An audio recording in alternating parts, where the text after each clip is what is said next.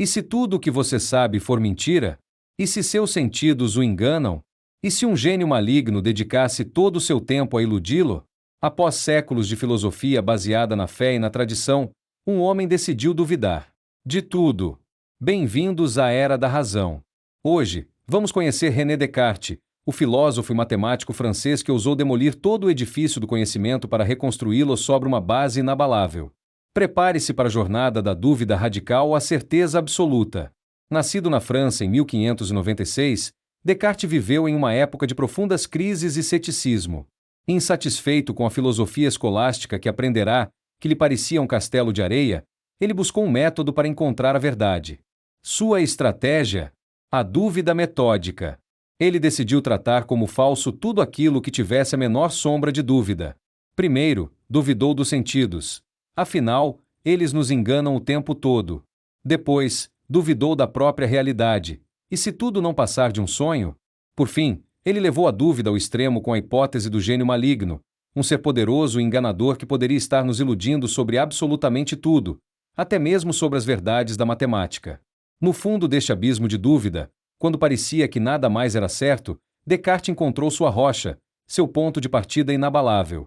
Ele percebeu que, mesmo que um gênio maligno o enganasse, para ser enganado, ele precisava existir.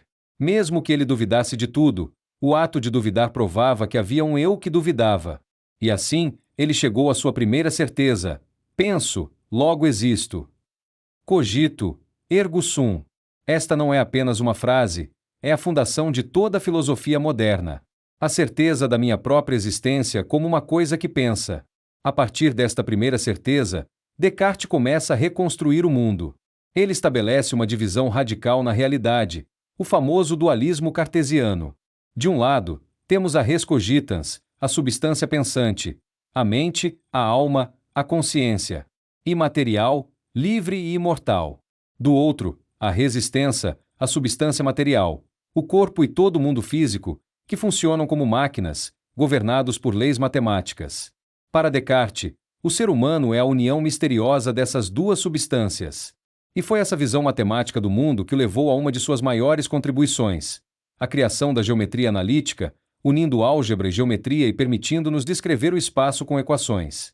Mas como sair da certeza do eu e garantir que o mundo exterior existe? Descartes argumenta que, entre as ideias em sua mente, ele encontra a ideia de um ser perfeito, infinito, Deus. Ele raciocina que essa ideia não pode ter vindo dele mesmo, um ser imperfeito. Logo, ela deve ter sido colocada nele por um ser que é, de fato, perfeito. Além disso, um ser perfeito não seria enganador.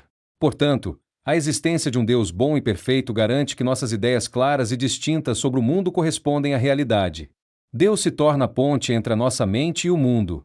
O impacto de Descartes foi sísmico. Ele inaugurou o racionalismo, a corrente filosófica que confia na razão como a principal fonte de conhecimento. Ao colocar o eu pensante no centro, ele deu início à filosofia do sujeito, que marcaria toda a modernidade.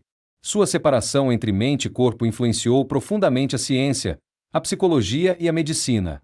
Mesmo seus críticos, como os empiristas que viriam depois, tiveram que responder ao seu desafio. Descartes nos ensinou a não aceitar nenhuma verdade sem antes questioná-la rigorosamente.